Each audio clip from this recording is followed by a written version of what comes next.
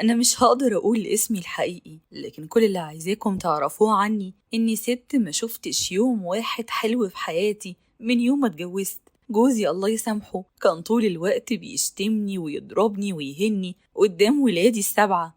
أيوة زي ما سمعتم كده، ولادي منه سبعة ما بين بنات وصبيان، وكنت بتضرب وبتهان قدامهم، وعدى بيا الوقت وأنا كل يوم بتشتم واتضرب واتهان لحد ما بقى عندي 60 سنة. تخيلوا، أيوة بقى عندي 60 سنة، وما عداش يوم واحد في 40 سنة اللي أنا اتجوزته فيهم من غير ما اتضرب واتهان. ومش بس كده، ده اتهمني في شرفي قدام أهلي، فأخويا الله يسامحه جالي البيت هو ضربني قدامه وقدام ولادي. بس تعرفوا، أنا ما كانش ضرب أخويا ليا هو اللي تعبني، اللي تعبني بجد إني شفت ولادي وجوزي وهما بيضحكوا وأنا بعيط وبستنجد بيهم علشان يحوشوا أخويا عني، لكن هما كانوا بيبصولي وبيضحكوا لحد ما دراعي اتكسر من كتر الضرب، لأن دراعي ده كان متجبس قبل كده لأن جوزي ضربني عليه بعنف فاتكسر، وفضلت في الجبس 30 يوم. وياريت جوزي سكت على كده، لأ ده كمان حرض ابني الكبير ضدي وخلاه يضربني ويسبني في شرفي ولا كأني أمه.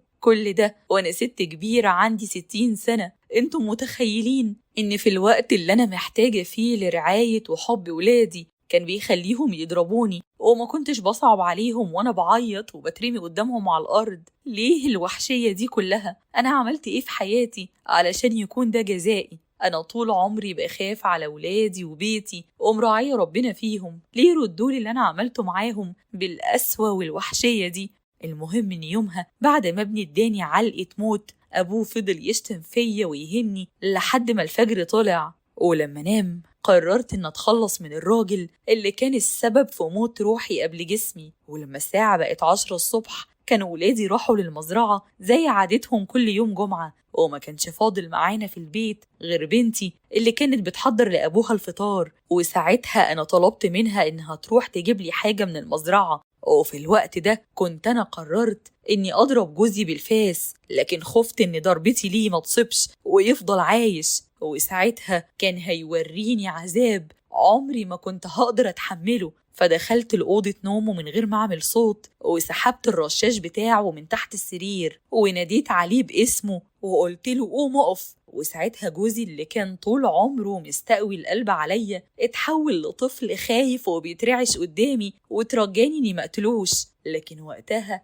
مر قدامي شريط حياتي معاه وهو بيضربني وبيستهزأ بيا وبيتبلى عليا وبيتهمني في شرفي، فما حسيتش بنفسي إلا وأنا بضربه بالنار فوقع قدامي ميت. وساعتها حسيت إني لأول مرة قادرة أتنفس وإن روحي اتردت لي مرة تانية، وقررت ساعتها إني مهربش وأواجه مصيري. فرحت للجيران وقلت لهم إني قتلت جوزي وقلت لهم اطلبوا الشرطة، وفعلا الشرطة جت واتقبض عليا واتحكمت، وللأسف اتحكم عليا بالسجن والقصاص بالسيف، وقضيت 3 سنين في سجن جازان جنوب السعودية. وولادي ما كانوش بيزوروني وأنا في السجن، وبعت لهم ناس كتير يترجوهم يزوروني علشان كان نفسي أشوفهم، وكمان طلبت من الناس دي إنهم يتوسطوا لي عند ولادي علشان يعفوا عني، لأن القانون السعودي ممكن يعفي عني لو حد من ولادي طلب إني ما تعاقبش بالقصاص، لكن ولادي رفضوا إنهم حتى يزوروني.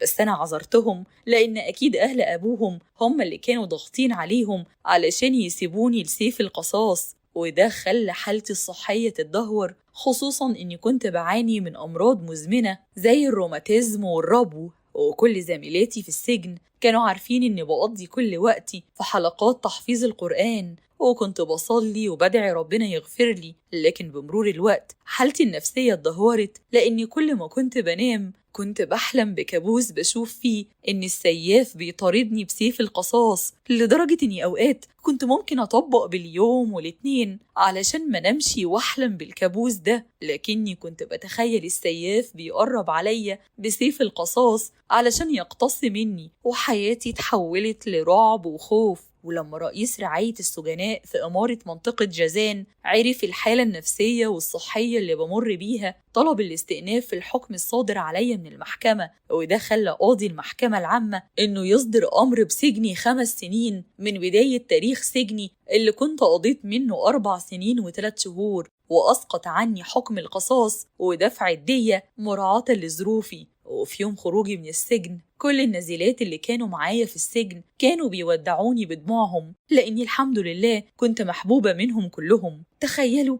إني لقيت الحب والتقدير ورا سور السجن، وكنت بتهان ومش لاقي حد يعطف عليا وأنا حرة برا الزنزانة والأسوار.